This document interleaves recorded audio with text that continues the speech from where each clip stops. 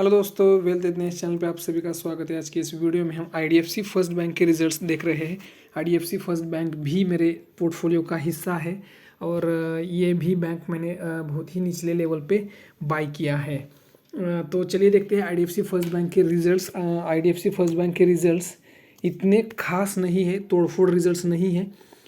तो चलिए देखते हैं पहले रिजल्ट्स। अब ये सभी फिगर जो है वो लाख रुपीज़ में है और इस मतलब ये रिज़ल्ट जो है हम कंसोलिडेटेड रिजल्ट्स देख रहे हैं। तो अगर हम इंटरेस्ट अर्न या रिवेन्यू फ्रॉम ऑपरेशंस की बात करें तो 7,879 करोड़ का रिवेन्यू रहा है दिस क्वार्टर में, जो पिछले क्वार्टर में 7,356 करोड़ का था और पिछले साल के सेम क्वार्टर में 5,911 करोड़ का था। अगर हम क्वार्टर ऑन क्वार्टर बेसिस पे देखते हैं तो 7% की ग्रोथ है और अगर हम ईयर ऑन ईयर बेसिस पे देखते हैं तो 33% से रेवेन्यू जो है वो बढ़ा है। अगर हम एक्सपेंसेस की बात करें तो 7,811 करोड़ के एक्सपेंसेस रहे हैं दिस क्वार्टर में, जो पिछले क्वार्टर में 7,254 करोड़ के एक्सपेंसेस थे और पिछले साल के सेम क्वार्टर में 5,787 करोड़ के एक्सपेंसेस थे। अगर हम क्वार्टर ऑन क्वार्टर बेसिस पे देखते हैं तो 7.7% की ग्रोथ है और अगर हम ईयर ऑन ईयर बेसिस पे देखते हैं तो एक्सपेंसेस में ऑलमोस्ट 35% की ग्रोथ दिख रही है।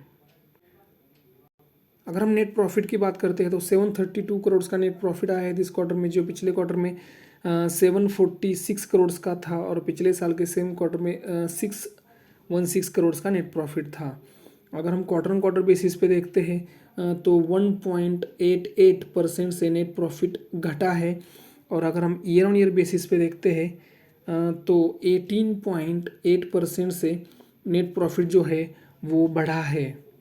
तो जो रिवेन्यू है, रिवेन्यू अच्छा खासा बढ़ा है, लेकिन इसके नेट प्रॉफिट जो है उसमें हमको ड्रॉप दिखाई दे रहा है, क्योंकि ये एक ग्रोइंग बैंक है और ये हर साल उनके जो ब्रांचेस है वो बढ़ा रही है और उसी के वजह से इसके एक्सपेंसेस जो है वो हमको इनके रिवेन्यू से ज़्यादा बढ़ते हुए दिख रहे हैं और उसी के वजह से इनका नेट प्रॉफिट जो है वो थोड़ा सा एक्सपेंसेस मतलब रिवेन्यू के हिसाब से कम है। रिवेन्यू से हाफ ही एक्सपेंसेस नेट प्रॉफिट बढ़ा है।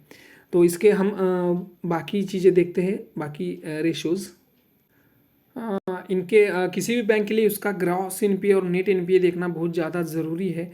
तो अगर इसका ग्रॉस एनपीए देखें तो 2.96 का जो ग्रॉस एनपीए था उसमें हमको हर क्वार्टर और ईयर ऑन ईयर बेसिस पे दोनों जगह पे इसको गिरावट दिखाई दे रही है, जो कि एक अच्छी बात है। इनका नेट एनपीए जो है वो पहली बार 1 के नीचे आता हुआ दिखा है मुझे। पिछले क्वार्टर में भी 1 के नीचे था, लेकिन पिछले साल 1.03 का जो नेट एनपीए था वो घटा है और 0.68 का नेट एनपीए रहा है दिस क्वार्टर में, जो स्टेबल है। पिछले क्वार्टर में भी 0.68 का नेट एनपीए था। अगर इसके हम कैपिटल एडिक्वेसी रेशियो की बात करें तो इसने अच्छा खासा मेंटेन किया है। इनका कैपिटल एडिक्वेसी रेशियो जो है बाकी बैंकों के हिसाब से अच्छा है, मतलब HDFC बैंक हो गया या ICICI बैंक हो गया, उनके कैपिटल एडिक्वेसी रेशियो कम दिखाई दे रहे हैं, लेकिन इन्होंने पिछले क्वार्टर के हिसाब से और पिछले ईयर के हिसाब से इनका कैपिटल एडिक्वेसी रेशियो इम्प्रूव हुआ है और 16.73 का कैपिटल एडिक्वेसी रेशियो इन्होंने मेंटेन किया है।